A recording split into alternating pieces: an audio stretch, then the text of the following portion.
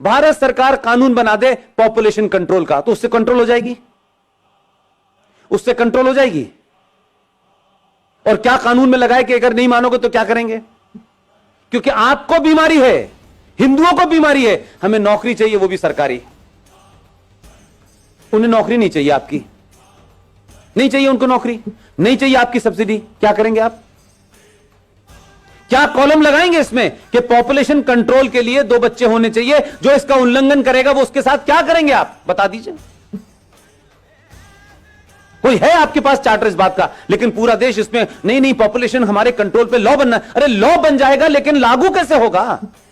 मैं पूछ रहा हूं, जो उल्लंघन करेगा क्या करेंगे? मार देंगे बच्चे को? उनके यहां तो अल्लाह की देन है। आप क्या करेंगे? बताएं, कोई सलूशन हो सरकार को बताएं। और ऐसे ऐसे शेख चिल्ली टाइप की बात करेंगे। नहीं साहब, उनका जो है मताधिकार कैंसिल कर देना चाहिए। यह हिम्मत है? जो काम आप लीगल कर रहे हैं उसको तो पुचकार पुचकार के करना पड़ रहा है आपको। जो संविधान में लिखा है उसको मजबूरियों में, ठोड़ियों में हाथ डाल के करना पड़ रहा है, इतनी पावरफुल सरकार होने के बावजूद भी। आप उनके मददगार ले लेंगे और पूरी दुनिया चुपचाप बैठी रहेगी। लेने की हिम्मत है? इसके अलावा उनका कोई मतलब नहीं है। उन्हें इसी काम के लिए तो बच्चे पैदा कर रहे हैं वो, और किस काम के लिए कर रहे हैं? बाकी दुनिया तो उनकी चली रही है। कितने लोग उसमें से सीईओ बनने के लिए जा रहे हैं? उनका तो पढ़ा लिखा इंजीनियर और डॉक्टर जो है केरला और मध्य प्रदेश, महाराष्ट्र से आईएएस में भर्ती होने जा रहा है। आज के कंप्यूटर युग में वो ये काम कर रहा है। लेकिन आप अपने बच्चे से कहेंगे इधर झगड़ा हो रहा है बेटा, इधर से मत जाना, तुम अपनी से इधर से जाना। उधर झगड़ा होने लगा तो आप कहेंगे इधर। इतने रास्ते आपने कर दिए कि अपने बेटे को, अपने बच्चे को लड़ना नहीं सिखाया कि ये चैलेंज है, तुम्हें लड़ना पड़ेगा। आज नहीं कल, कल नहीं परसों, 10 साल बाद, 50 साल बाद हम उसे बचाते रहे। जब सामने वो आया तो उस बेचारे ने एक्सेप्ट कर लिया कि यार मैं लड़ तो सकता नहीं हूं। तो क्या फर्क पड़ता है यार, अगर मैं अपना नाम राम प्रसाद से गुलाम नबी रख लूं तो क्या फर्क पड़ता है? तब वो ये कह देता है, तब आपको लगता है अरे ऐसा कैसे हो गया। इसलिए लवजहाद का भी शिकार आप हैं, क्योंकि आपको फुर्सत नहीं। मैंने बताया कि ना, माताजी गई हैं कीर्तन सुनने, पिताजी पैसे कमाने गए, घर में कोई भाई नहीं है। वो लड़की जो आपके घर में है भाई, उसके भी मन में बदलते हुए समाज की चीजें हो रही होंगी कि नहीं? वो भी किसी से बात करेगी कि नहीं? उसके बरखिलाफ दूसरे समाज में वो बीमारी वहां क्यों नहीं हो रही और आप क्या क्यों हो रही है? क्योंकि आप तो ज्यादा पढ़े लिखे हैं, आप तो बहुत मॉडर्न हैं, उसके बाद ये बीमारी आपकी हो रही है। और इतनी हो रही है कि अब आप चिंतित हैं। आपने अपने कारणों से ऐसे संकट पैदा किए हैं। आपका बस चले तो ये भी कहें कि अब इस पे भी कानून है। कानून के पीछे पड़ गए। कानून को कौन मानता है? कानून तो रेप का भी है, कानून तो दहेज का भी है। कुछ रोक रहा है? जब समाज में एक बड़ी आबादी भीड़ तंत्र में तब्दील हो गई हो, जो सुप्रीम कोर्ट को डराती हो, जो संसद को डराने में सक्षम हो, तब कानून कुछ नहीं करता है, तब समाज को करना चाहिए। भारतीय जनता पार्टी का ठेका है क्या? आरएसएस का ठेका है सिर्फ कि वही सिटीजन अमेंडमेंट एक्ट पे निकलेगी? ये भारत के बाकी लोग जिनका आरएसएस से या बीजेपी से कोई संबंध नहीं है, वो क्या हाथ बांध के पीछे खड़े रहेंगे? फेसबुक पे बस बोलेंगे। वो खुद क्यों नहीं कुछ कर रहे? कोई रोक रहा है क्या आपको? अगर वो ऑर्गेनाइज कर रहे हैं तो उसमें भी आप जाके शामिल क्यों नहीं हो रहे? जो बीजेपी का है वो जाएगा क्योंकि वो कार्यकर्ता है, उसको टिकट लेनी है, उसको कुछ बनना है, उसको कैरियर है, इसलिए वो जाएगा। लेकिन दूसरी तरफ क्या हो रहा है? अहले हदीस का भी आ गया है, बरेलवी का भी आ गया है, देवबंदी का भी आ गया है, सब बाहर आ गए। इस वक्त लड़ाई उनकी मुश्तरका है, इसलिए सब निकल के आ गए। लेकिन अभी भी आपकी लड़ाई है, समाजवादी वाला हिंदू क्यों जाएगा, वो क्यों नहीं जाएगा, ये नहीं जाएगा। वो एक ही पार्टी का काम है, एक पार्टी का काम नहीं है। ये citizen amendment bill Bharatiya Janata party का एजेंडा नहीं है। वो पॉलिटिक्स में है, उनकी पार्टी सत्ता में है, इसका मतलब नहीं सारा ठेका उन्हीं का है। मेरा और आपका जो उसका भारतीय जनता पार्टी से डायरेक्टली इनडायरेक्टली कोई संबंध नहीं है, लेकिन एक इस नागरिक के नाते, इस देश के एक समझदार, एक ईमानदार सिटीजन के नाते मेरी कोई भूमिका नहीं है। दंगे होंगे तो पुलिस रोकेगी, जुलूस निकालना होगा तो बीजेपी निकालेगी, हम सिर्फ जो है बैठे बैठे अपने लड़के को अमेरिका भेजने का रास्ता बताएंगे। ये नहीं चलेगा। एक संकट नहीं है, यह सिर्फ शुरुआत है जो बहुत दिन से रुकी हुई थी।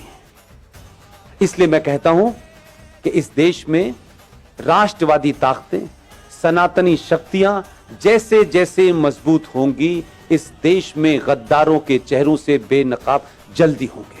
लिहाजा अगर आप ये चाहते हैं, सरकारें आएंगी, सरकार चली जाएंगी, कोई पता नहीं है कौन कितने समय तक रहने वाला है।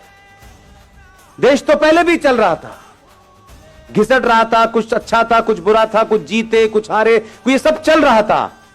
लेकिन अपने दिल पे हाथ रखिए कि जिन समस्याओं को हम नेहरू जी ने दे दी है, ये गांधी जी ने दे दी है, ये फला ने दे दी है, ये उसने कर दी है, जब उन समस्याओं को जड़ से खत्म करने का समय आ रहा है तो फिर इतनी अगर मगर क्यों हो रही है?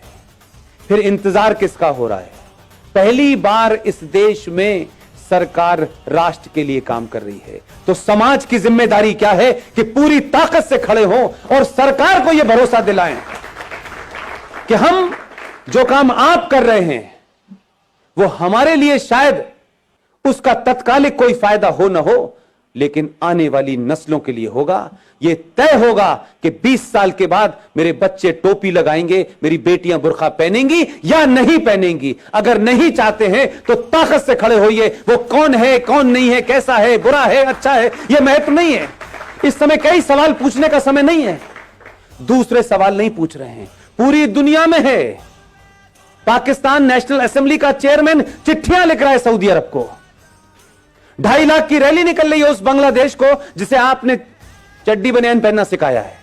नंगे घूम रहे थे वो, जिनकी आधी आबादी आपके मुल्क में है, और आपके मुल्क में सत्ता लोभी लोग उनको कह रहे हैं इनको रखो, ये हमारे दबान है, क्योंकि इन्हीं से हमें वोट मिलेगा और इसी हम सत्ता में रहेंगे। यही कारण रहा होगा 1000 साल पहले भारत के गुलाम होने का, जो आज दिखाई देता है मुझे। कैसे कैसे नारे लग रहे हैं इस देश के अंदर। हर राज्य एक अलग अलग बात कर रहा है। कोई यूएनओ चिट्ठी लिख रहा है, आपके लोगों की गिनती ज्यादा है उसमें। वही ताकतें बाहर निकल रही हैं। सबके नाम नहीं लेना चाहता, इतने महान नहीं उनका नाम लूं मैं, लेकिन राष्ट्र को आपकी जरूरत है।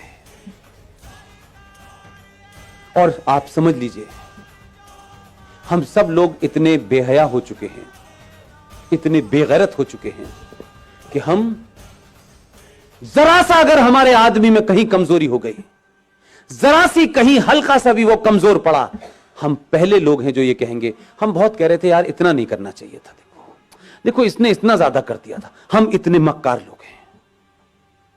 हम उसके बुरे वक्त में, क्योंकि ये उसका बुरा वक्त नहीं है, ये देश का और राष्ट्र का बुरा वक्त है। इस वक्त कुछ भी नहीं सोचना है मुझे, न मैं सोचना चाहता हूं, न मेरी कोई महत्वाकांक्षा है।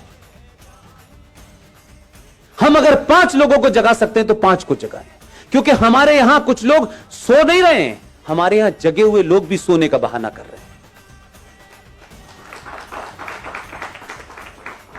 लिहाजा ऐसे सम्मेलन हर दिन होने चाहिए, हर जगह होने चाहिए, सड़कों और चौराहे पर होने चाहिए और खुले में होने चाहिए, ताकि एक बार में लाखों लोग सुने। इसकी यह महत्वता नहीं है कि इसमें कौन बोलने आया है, कौन चीफ गेस्ट है, कोई ना कोई आता रहेगा। और आपने सोचा भी नहीं होगा कि इस देश में 15-20 लोग इसी समय देश के अलग अलग कोनों पे बोल रहे हैं। उनका किसी पार्टी से कोई संबंध नहीं है, वो किसी पार्टी के ऑफिस नहीं गए। हमारा राष्ट्रवाद राज्यसभा की कुर्सी तक महफूज नहीं रहना चाहिए। अब हम राज्यसभा में आ गए तो हमारा राष्ट्रवाद पूरा हो गया, अब हमें सत्ता की मलाई खानी है। उससे पहले हम बहुत राष्ट्रवादी थे। मैंने कई लोगों को रातों रात बदलते देखा है पिछले 6 महीने में, माफ कीजिएगा। एकदम दुकान बंद हो गई है उनकी, अब वो पॉलिटिकली करेक्ट हो गए हैं। अब उन्हें उन लोगों में बैठना है जिन्हें इंटेलेक्चुअल कहा जाता है। अब उन्हें हिंदुत्व की बात करना थोड़ा सा ऐसा लगता है, भाई देखो हमें ध्यान तो रखना चाहिए, इस देश में 35 करोड़ मुसलमान हैं, तो 6 महीने पहले क्यों बोल रहे थे?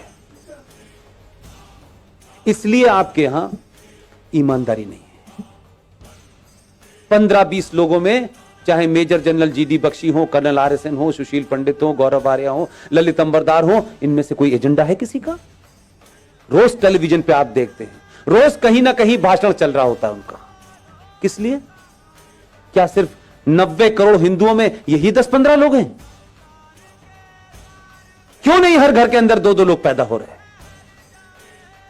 क्यों हम ये मानते हैं कि राष्ट्रवाद एक शाम में चाय पीने जैसा है, कोई थोड़ी देर के लिए राष्ट्रवाद भी बात कर लें? कुछ लोगों का राष्ट्रवाद 9 बजे रिपब्लिक टीवी देख के शुरू होता है और 11 बजे कहते हैं बस भारत माता की जय, सो जाओ।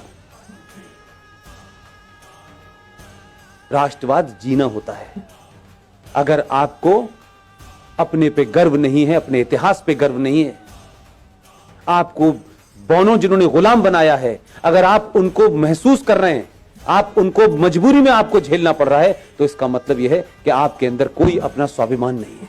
जिसमें स्वाभिमान नहीं होता उसे राष्ट्र की कोई चिंता नहीं होती। उसको किसी भी हालत में रख दो, वो एडजस्ट कर लेगा, वो नाम बदल लेगा, वो धर्म बदल लेगा, वो लड़की की शादी करके एक नया रिश्ता बना देगा और नाम लगेगा, रख लेगा अपना शब्बीर कुमार।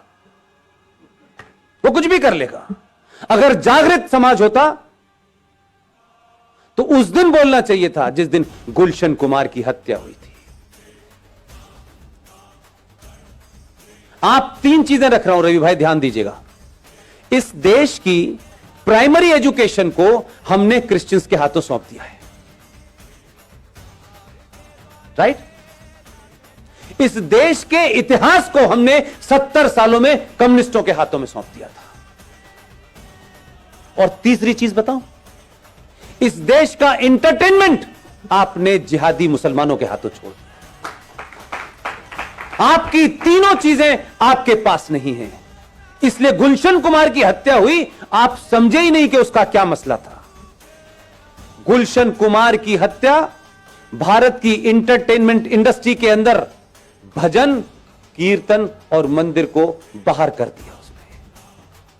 और अब मौला रे मौला होता है, लड़की हिंदू घर की होती है, लड़का मुसलमान घर का होता है। हर फिल्म में बताया जाता है इस्लाम कितना अच्छा है, हर फिल्म में बताया जाता है कि मुसलमान कितना अच्छा होता है। आपकी नई जनरेशन इसी चक्कर में गफलत पे है। ना आपने खुद इतिहास लिखा है, ना प्राइमरी एजुकेशन आपके पास है, ना ही इंटरटेनमेंट का कोई नैरेटिव आपके पास है। इसलिए दिवाली पे सलमान की पिक्चर रिलीज होगी, ईद पे शाहरुख की होगी और क्रिसमस पे आमिर खान की होगी। आपकी फिल्म कहां बन रही है, कैसे बन रही है, पता नहीं। हम अपने आइकॉन नहीं ढूंढते। और कोई आदमी राष्ट्र के लिए बिना किसी लालच के कोई काम भी कर रहा होगा तो सबसे पहले हमें उसी के अंदर कुछ नुस्ख निकालना होता है। हम उसको कैसे मजबूत करें इसकी हमें चिंता नहीं होती। हम एहसान करते हैं